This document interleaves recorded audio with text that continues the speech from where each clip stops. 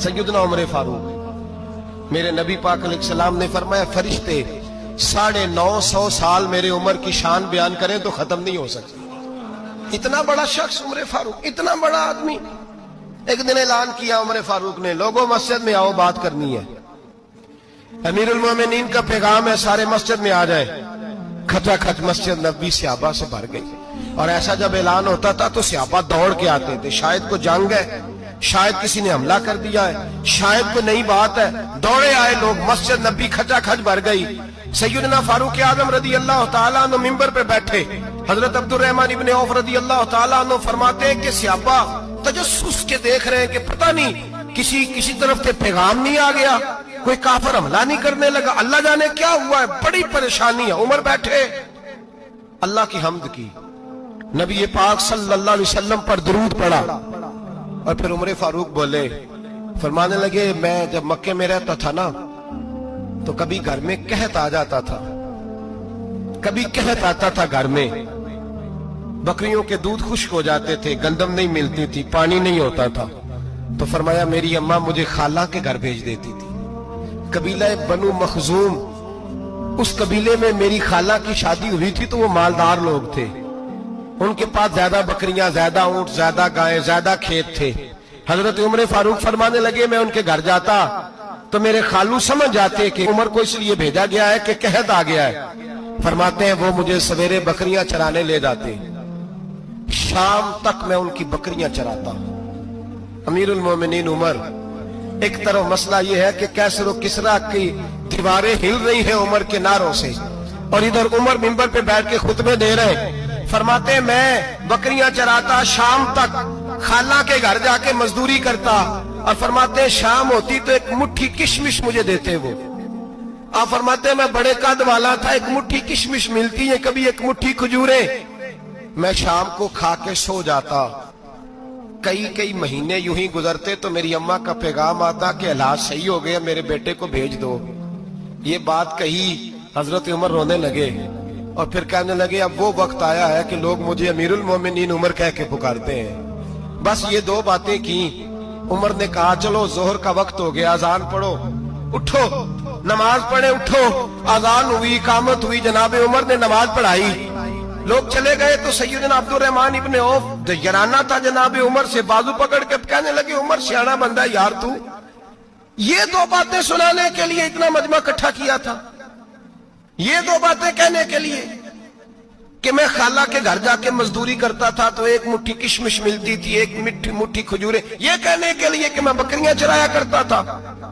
तो हजरत उमर फारूक रदी अल्लाह तआला अन्हु फिर रोए, फिर आंखों में आंसू आए। कहने लगे, अब्दुर रहमान आज ना मिस्र शाम से कुछ लोग आए थे और वो बता रहे थे कि उमर तेरा डंका वहां भी बड़ा बजता है। वो मुझे कह रहे थे तेरे नाम के वहां भी बड़े दबदबे हैं, बड़े तज़किरे हैं।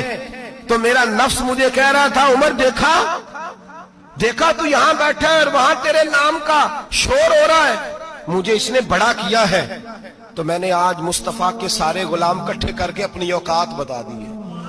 मैंने अपनी औकात बताई है कि मैं कुछ नहीं, कोई शय नहीं, कोई चीज ही नहीं, असी किसी से कुछ नहीं जे लगदे, ना कोई साडा दर्दी। मैंने बताया है कि मैं तो किसी के बकरियां चरा के एक मुट्ठी किशमिश लेके गुजारा किया करता था। गुजारा मुझे मेरे कुछ साथी ना ले गए गुजरांवाला, सर्दियों के मौसम में मुझे कहने लगे स्वेटर पसंद कर ले अपनी मर्जी का। तो मैंने कहा यार मुझे तो वही मजा आता है जो मेरी अम्मा क्रोशिये से बनाया करती, वही वो पहले अब्बा पहनते थे, फिर वही स्वेटर बड़ा भाई पहनता था, फिर हमारे खाते में आ गया। और फिर उसकी तारीफें होती थी गुर्बत छुपाने के लिए, उसकी तारीफें होती थी, बड़ी मेहनत से बना है जी, क्या बात है, बड़ा गर्म है, तो अब छोटे भाई को दे दिया जाए। हमने कहा वही जमाना देखा है, वही रंग देखा हुआ है और उस पर फख्र है। अब तो लोग जब कुछ हो जाता है ना, 2-4 लोग जानने लगते हैं तो लोग फटाफट दावा कर देते हैं, खानदानी रईस आज़म हूं, बड़ी बात है। ऐसी कोई बात नहीं, जिसको अपना आप याद रहता है उसे खुदा भी याद रहता है, जिसे अपना आप याद रहता है उसे रसूलुल्लाह भी याद रहते हैं, जिसे अपना आप याद रहता है उसकी नजर में दूसरे लोग भी कुछ होते हैं, मैं उम्रे के लिए, हज के लिए जाता रहता हूँ, रब मुझे اپنے فضل سے بلا لیتا ہے. تو میں ایئرپورٹ سے نیچے اترا تو ایک صاحب میرے جاننے والے تھے, دوڑ کے آئے اور مجھے کہنے لگے کیا بات ہے, سنا ہے اس دفعہ آپ سعودی ایئر لائن سے آئے, سیدھا مدینہ شریف آئے, کیا بات ہے آپ کی؟ اور میں نے کہا صاحب چھوڑ دیں, میں بھی جب پہلی دفعہ آیا تھا تو میں بھی بڑا گور گور کے ایئرپورٹ دیکھتا تھا, میں نے کبھی دیکھا جو نہیں تھا, میں بڑا گور گور کے دیکھتا تھا, کوئی ایسی بات نہیں ہے, یہ نظام قدرت ہے, بادشاہ کے فیصلے ہیں, وہ جب چاہتا ہے جس طرح کے چاہتا ہے فیصلے فرما لیتا ہے, تو یہ اس کے فیصلوں کی بات ہے. ہم لوگ نا جس حیثیت پہ ہوتے ہیں وہیں رہ جاتے ہیں, پچھلی بات بھول جاتے ہیں, اس لیے ہم چاہتے ہیں جو بھی ہمیں ملے جھک کے ملے, جو بھی آئے, اور یہ میرا آپ کا سب کا مشترکہ معاملہ ہے. میرے نبی پاک صلی اللہ تعالی علیہ وسلم نے صحابہ سے پوچھا تمہیں بتاؤں جنت کے بادشاہ کون ہوں گے؟ جنت کے عام لوگ نہیں, جنت کے, بولیے گا ذرا, جنت کے اللہ بادشاہ. جنت میں تو جانا بڑی بات ہے, حضور جنت کا بھی بادشاہ, ابن ماجہ میں لفظ ہے. تمہیں پتہ ہے جنت کے بادشاہ کون ہوں گے؟ تو میرے مصطفیٰ کریم صلی اللہ تعالی علیہ وسلم کے غلاموں نے کہا حضور ہمیں نہیں پتا. تو حضور نے فرمایا جنت کے بادشاہ وہ لوگ ہوں گے جنہیں دنیا میں کوئی بھی نہیں جانتا تھا, جن کے کپڑے سادے ہوتے تھے, جو غریب لوگ ہوتے, جو سفارش کرتے تھے تو ان کی قبول کوئی نہیں کرتا تھا, جو کسی کے ساتھ جاتے تھے تو ان کو مانتا کوئی نہیں تھا. وہ جنت کے بادشاہ ہوں گے, بادشاہ. اور فرمایا قیامت کے دن جب لوگ انہیں دیکھیں گے تو ان پر فخر کریں گے, رشک کریں گے, کہیں گے کیا بات ہے تمہاری, یہاں تو شوق ہی بڑا ہے.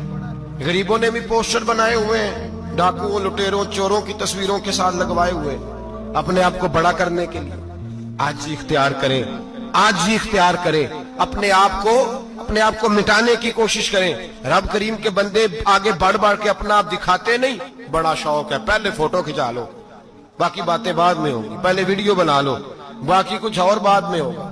پہلے اب تو پرسوں ترسوں مجھے ایک مولانا کہنے لگے کہ آپ سے میں نے, وہ یہاں جمعہ پڑھنے آتے ہیں کبھی کبھی, میرے دوست ہیں, کہتے ہیں آپ سے میں نے سنا تھا کہ اگر کوئی, اس نبی پاک کا فرمان ہے اگر کوئی نذرانہ دے تو اس کو لے لو, اگر کوئی تحفہ دے تو اس کو, حضور نے فرمایا لے لو اگر تمہیں کو دیتا ہے, اپنی مرضی سے, مانگنا منع ہے, کوئی دے دے تو لے لو, ورنہ ایک وقت آئے گا تم مانگو گے تمہیں ملے گا نہیں, جب کو دے دے تو لے لو.